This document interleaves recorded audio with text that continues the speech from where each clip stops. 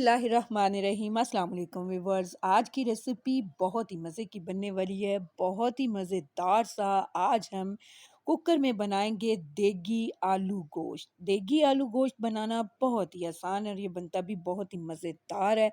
तो अगर आप देगी आलू गोश्त का मज़ा लेना चाहते हैं तो ईद आ रही है, तो इस ईद पे आप इस रेसिपी को ज़रूर से ट्राई कीजिएगा। ख़ास तौर पर ये रेसिपी मैंने बिगनर्स के लिए बनाई है, जो कि इसको फॉलो करेंगे तो बहुत ही मज़ेदार से देगी आलू गोश्त का मज़ा उठा पाएंगे। तो चलिए टाइम ज़ाया किए बिना रेसिपी को स्टार्ट करते हैं।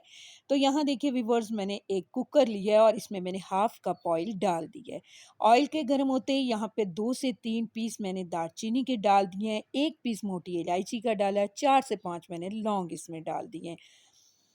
फ्राई करेंगे थोड़ी देर के लिए। इसके बाद यहाँ पे 3 मीडियम साइज़ की प्याज़ ली थी मैंने, जिसे मैंने रफली कट किया हुआ था, ये डाल देंगे। इसके बाद इसमें मैं डालूँगी मटन। मटन यहाँ पे मेरे पास 750 ग्राम है, यानी कि 3 पाव। मटन को हम पहले फ्राई करेंगे, इतना फ्राई करेंगे कि इसका कलर बहुत ही अच्छे से चेंज हो जाए। तो यहाँ देखिए व्यूअर्स, बहुत ही अच्छे से 4 से 5 मिनट मुझे लगे हाई फ्लेम पे और मटन ने कलर चेंज कर लिया है। तो इसके बाद यहाँ पे कुछ मसाले हम ऐड करेंगे। तो सबसे पहले इसमें मैं डाल रही हूँ अदरक लहसुन का paste. 1 and half table spoon मैंने इसमें अदरक लहसुन का पेस्ट डाल दिया है। हाफ टी स्पून हरी मिर्च का पेस्ट मैंने इसमें डाला है और यहाँ पे 1 टीस्पून मैंने डाल दिया है इसमें लाल मिर्च का पाउडर। यहाँ पे 1 टीस्पून ही मैं इसमें डाल रही हूँ देगी लाल मिर्च। इससे कलर बहुत ही अच्छा सा आएगा हमारे देगी आलू गोश्त का। हाफ टी स्पून मैंने डाल दिया यहाँ पे हल्दी पाउडर और यहाँ पे अकॉर्डिंग टू टेस्ट इसमें नमक डाल दीजिए और सभी चीज़ों को बहुत ही अच्छी तरह से यहाँ पे हम मिक्स कर लेंगे। इसके बाद यहाँ पे 2 बड़े साइज़ के टमाटर थे मेरे पास, जिन्हें मैंने कट कर लिया हुआ था, ये भी डाल देंगे। यहाँ पे थोड़ी देर इसे मिक्स करेंगे। इसके बाद इसमें मैं पानी ऐड करूँगी। तो यहाँ पे मैंने 1 गिलास भर के इसमें पानी का डाल दिया है। आप अपने गोश्त के अकॉर्डिंग इसमें पानी डाल सकते हैं। तो ये डाल लेने के बाद 15 मिनट के लिए मैं इसे प्रेशर दे दूँगी और दिखाती हूँ मैं आपको 15 मिनट के बाद कि हमारा गोश्त अच्छे से गल चुका है कि नहीं। तो यहाँ देखिए व्यूअर्स, 15 मिनट के बाद हम ढक्कन हटा लेते हैं।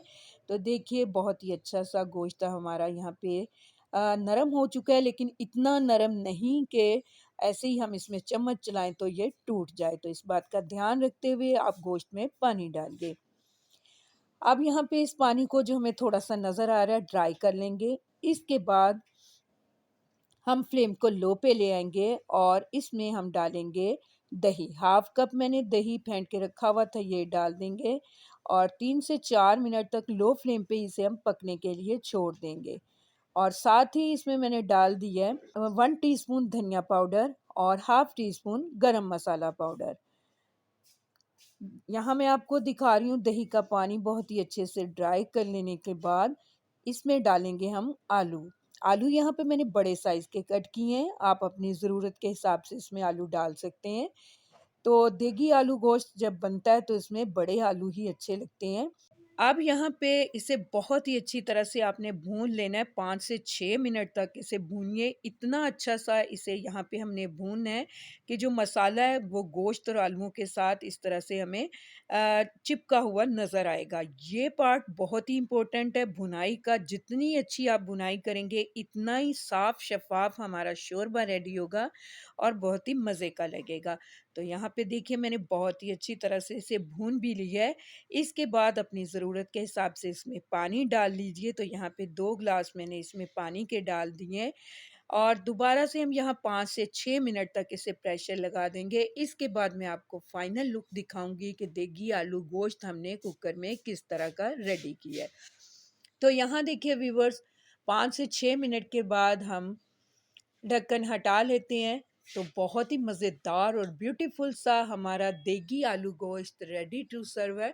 उम्मीद करती हूँ आपको मेरी सिंपल सी और बहुत ही मज़ेदार सी देगी आलू गोश्त की रेसिपी पसंद आने वाली है। अगर आपको मेरी ये रेसिपी अच्छी लगे तो मेरी रेसिपी के नीचे लाइक का बटन दबाइए और अगर आप मेरे चैनल पे नए हैं तो काइंडली मेरे चैनल को सब्सक्राइब कीजिए।